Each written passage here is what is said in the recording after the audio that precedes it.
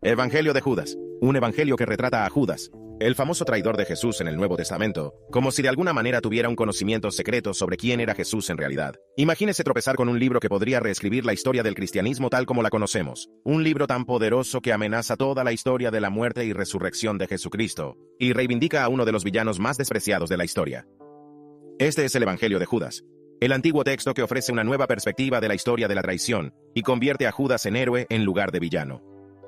¿De verdad Judas vendió a Jesús? ¿O es que su historia se ha malinterpretado gravemente durante siglos? Únase a nosotros en esta aventura única, mientras abrimos el Evangelio perdido de Judas, explorando la historia no contada del discípulo que traicionó a Jesús. La historia entrelazada de Jesús y Judas. Hacedor de milagros, Hijo de Dios. Estos son algunos de los títulos que se dieron a Jesucristo Nazareno durante su vida y después. Su historia es una de las más repetidas de la historia. Uno de los más disputados y quizá incluso el más controvertido. Aunque su vida estuvo salpicada de milagros, enseñanzas desgarradoras y profecías audaces que aún hoy resuenan en millones de personas de todo el mundo, su muerte es posiblemente una de las ejecuciones más comentadas desde la creación de la humanidad.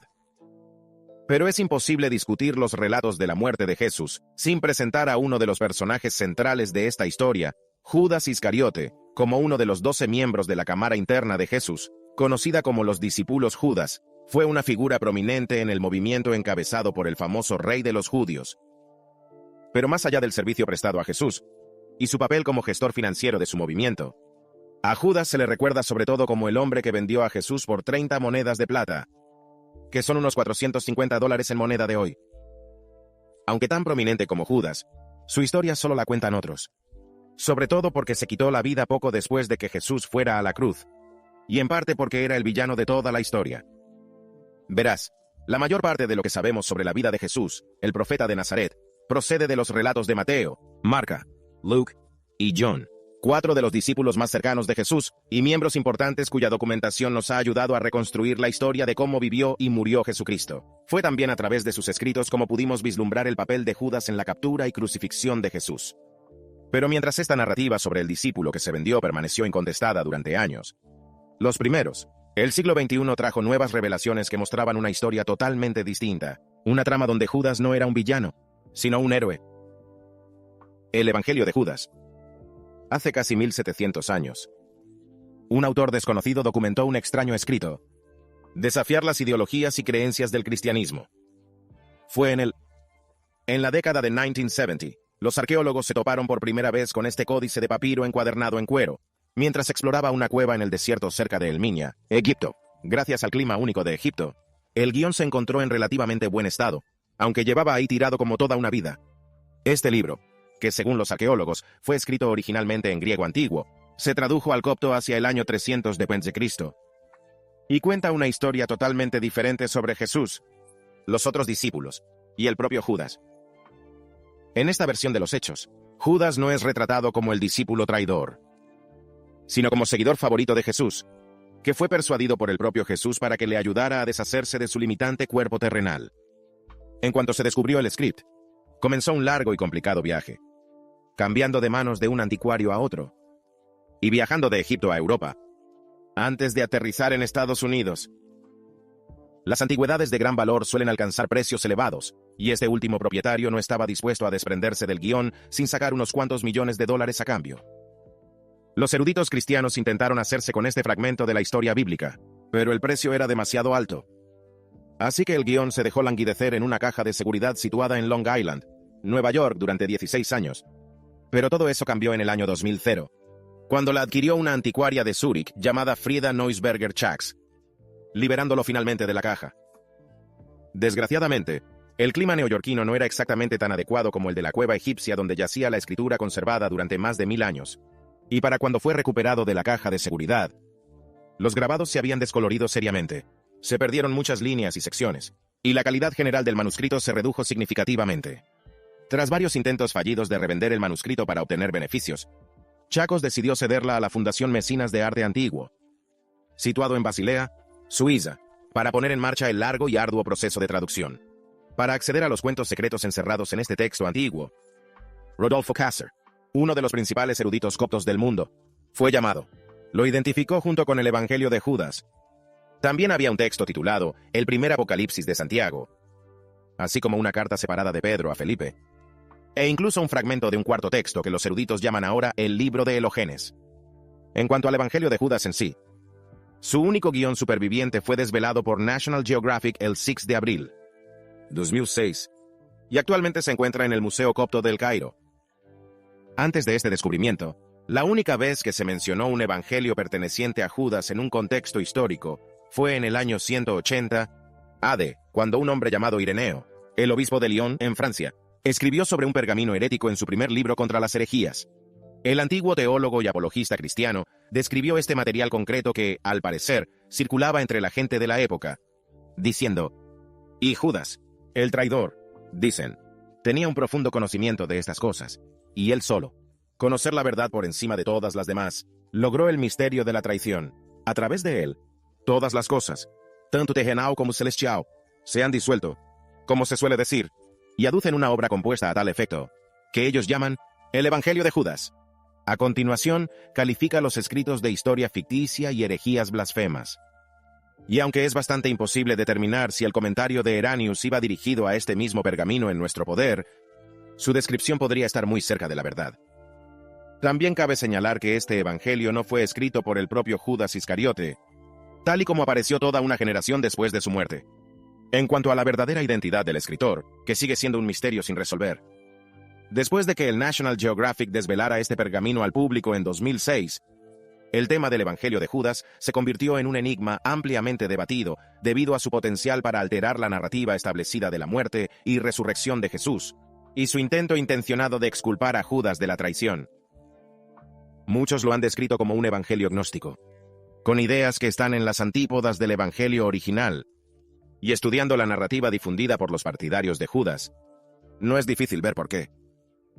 Hacia lo desconocido, el Evangelio de Judas comienza con un eslogan que indica que se trata del relato secreto de la revelación que Jesús hizo en conversación con Judas Iscariote durante una semana 3 días antes de celebrar la Pascua.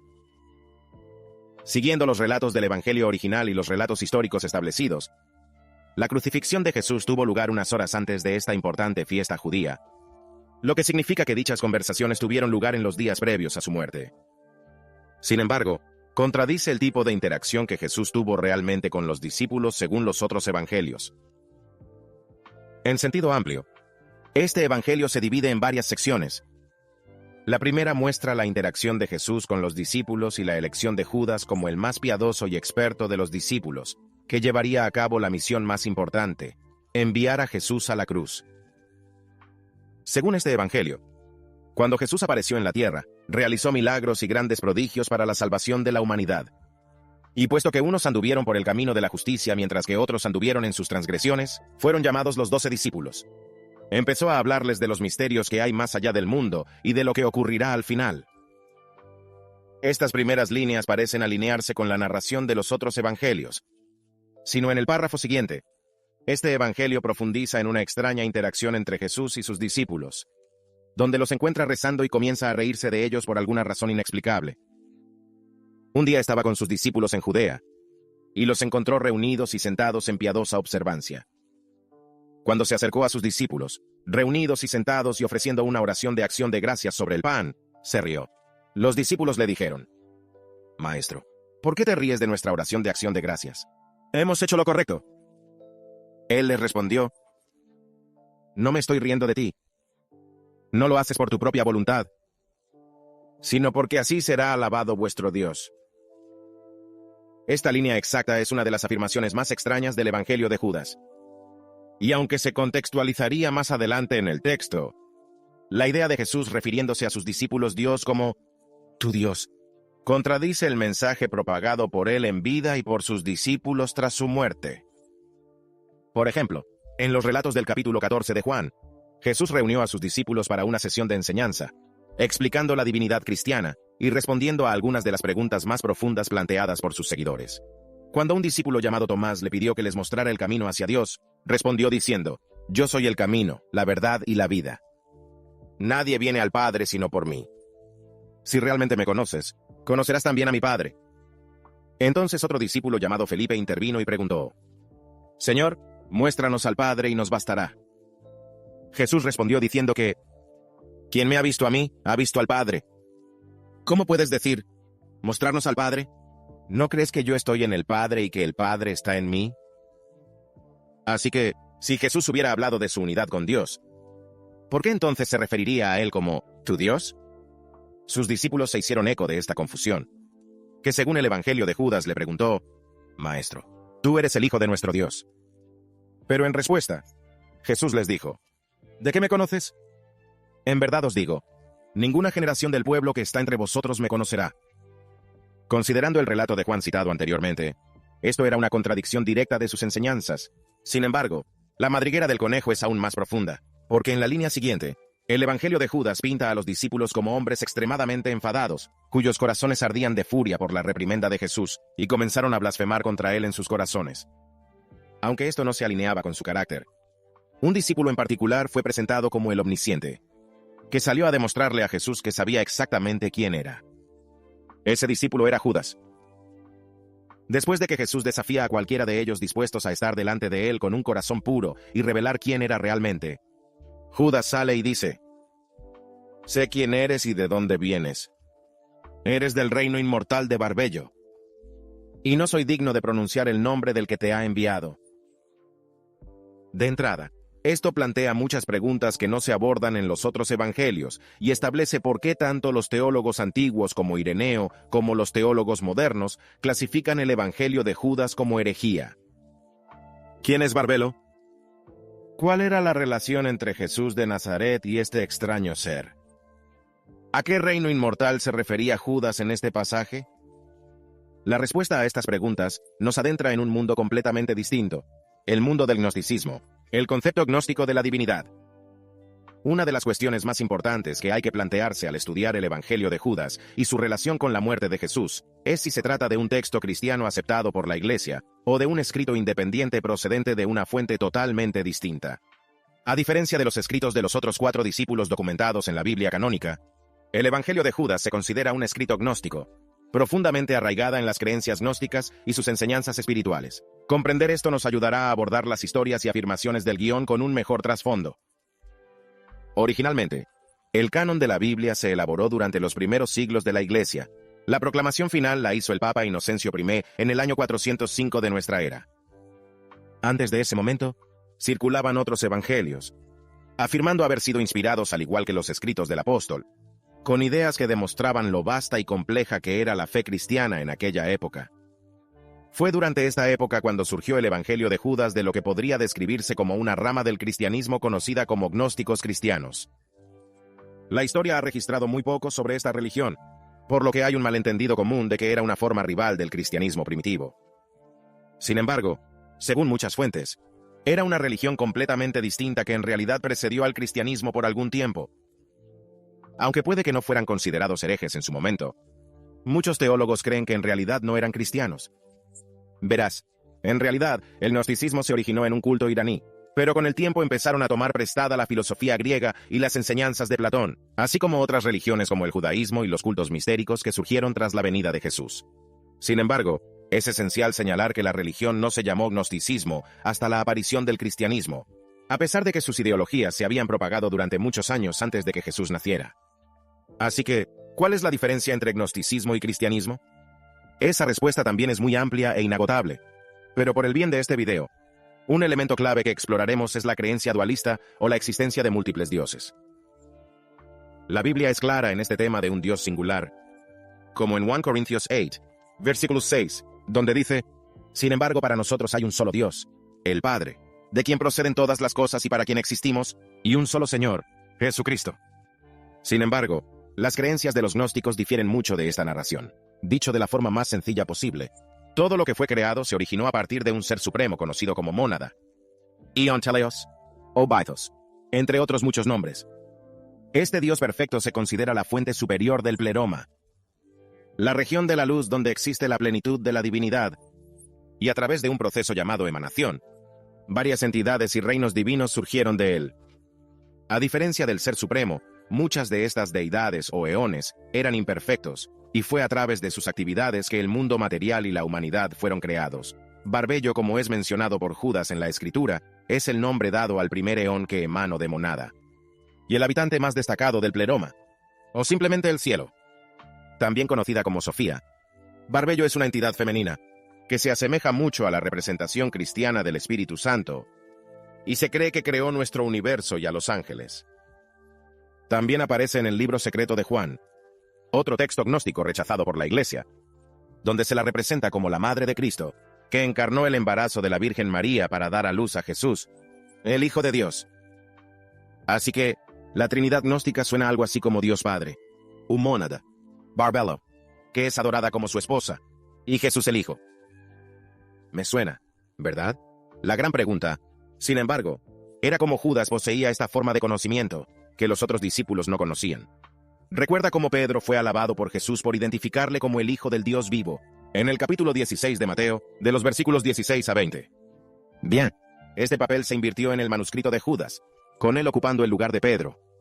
Lo que todo esto significa es que Jesús se estaba riendo de los discípulos por rezar a un Dios falso, que era uno de los aeones imperfectos y malignos que emanaban de la mónada, y que Judas era el único que conocía al único Dios verdadero. Justo después de identificar que Jesús era del reino de Barbello, Judas fue apartado y así comenzó una de las conversaciones más importantes de su vida. Una conversación sobre cómo Jesús quería que Judas le traicionara. Antes de seguir con el resto del vídeo, echa un vistazo a nuestra selección de suscriptores de hoy. La revelación de Judas sobre la muerte de Jesús acaba de ser revelada en documentos antiguos, y podría cambiar todo lo que sabemos y creemos sobre el cristianismo, muerte y resurrección, y la verdadera razón por la que Jesús vino a este mundo. Mientras que el mundo entero representa a Judas como un traidor, que vendió a su amo por una mísera suma, este misterioso libro cuenta una historia totalmente distinta, donde el propio Jesús anima al discípulo a entregarlo rápidamente a sus enemigos. Aunque este libro ha sido tachado de relato infundado, alimentada por una secta del cristianismo que no comprendía plenamente las verdaderas misiones de Jesús, hay unos pocos elegidos que todavía se aferran a esta línea argumental, como hechos fríos, y rechazan la idea de la fe, y aceptar la iluminación como único medio de salvación.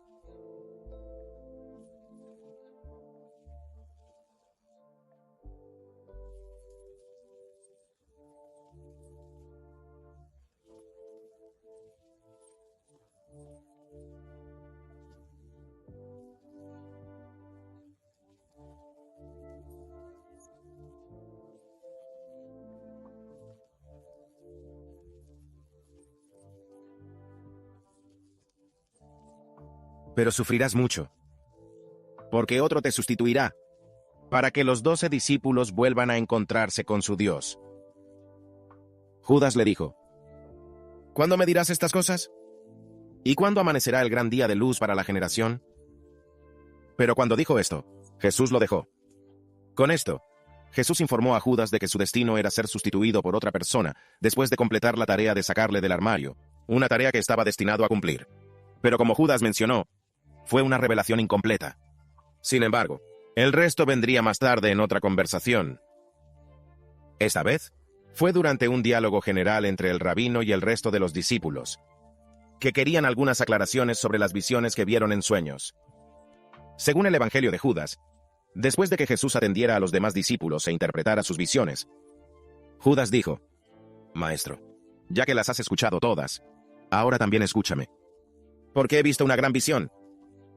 Cuando Jesús oyó esto, se rió y le dijo, «Tú, 13º espíritu, ¿por qué te esfuerzas tanto? Pero habla, y te soportaré».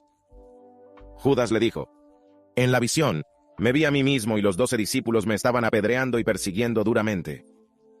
A continuación habla del resto de la visión, que Jesús también interpretó, pero eso no entra en el ámbito de nuestro estudio. Lo relevante, sin embargo, es la declaración hecha por Judas de que vio a los otros discípulos apedreándolo, una afirmación que los seguidores gnósticos dieron por cierta en su día, promoviendo indirectamente a Judas al martirio. Verás, a diferencia de otros discípulos y líderes cristianos de primera generación, que son celebrados en la muerte y venerados entre los creyentes, Judas era considerado un vendido, ya que su acto de traición era ampliamente conocido por todos. Según los relatos de la Biblia canónica, Luke, Mateo y Juan hablan de que Judas sintió un remordimiento abrumador después de entregar a Jesús. La culpa pesaba tanto en su mente que procedió a quitarse la vida ahorcándose en el campo. Sin embargo, El Evangelio de Judas afirma que en realidad fue apedreado hasta la muerte por los demás discípulos, después de que descubrieran que fue él quien entregó a Jesús a las autoridades. Varios teólogos han señalado que esto parece ser un intento de blanquear a Judas para que parezca más santo de lo que realmente era. Y por eso rechazan tanto la narrativa como el guión que la propagó. Pero la historia no acaba ahí, ya que el propio Jesús aparentemente confirmaría que Judas simplemente estaría cumpliendo una instrucción al alinearse con el enemigo. Pero antes de entrar en eso, debe tener en cuenta que, debido a los daños que ha sufrido el guión por un almacenamiento inadecuado, algunas líneas de este pasaje se han perdido. Para evitar la desinformación, no se interpretaron. Por lo tanto, simplemente se leerá en blanco en esos lugares, antes de proceder con el resto de las líneas. Esto es lo que dice. A medida que se acercaba el día de Pascua, Judas acudió a Jesús en busca de aclaraciones sobre el destino de discípulos, diciendo, «Mira, ¿qué harán los que han sido bautizados en tu nombre?»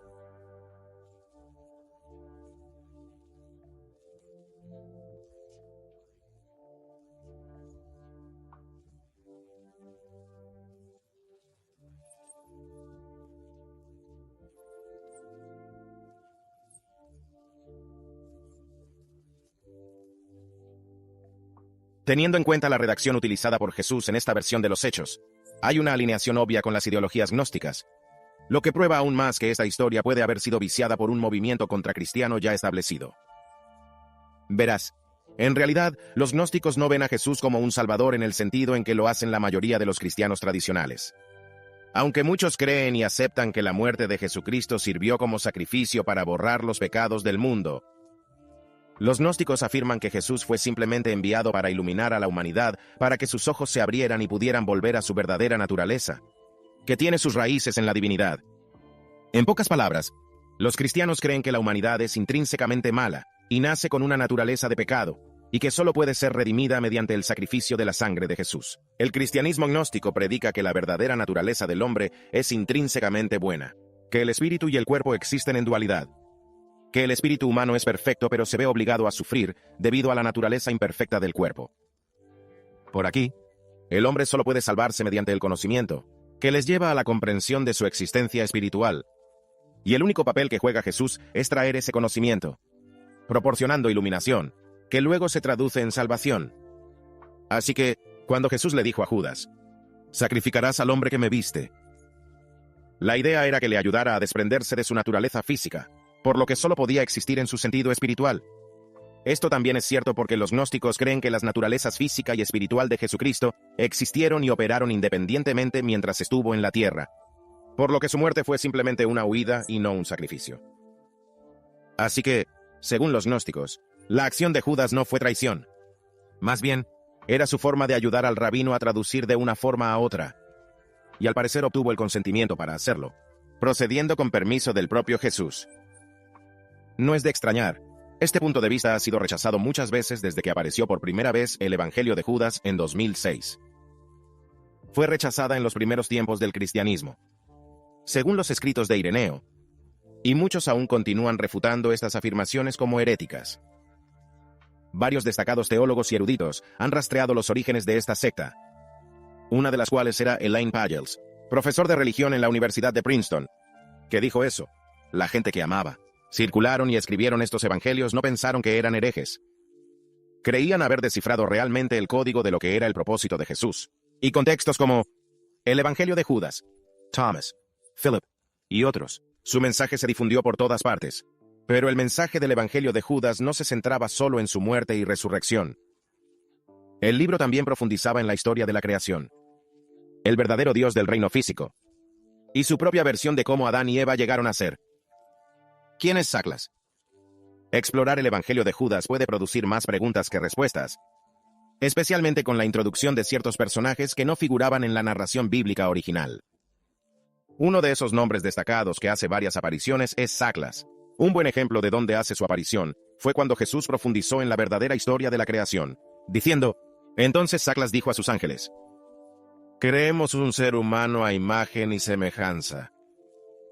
Crearon a Adán y a su esposa Eva, que se llama, en la nube, Zoe.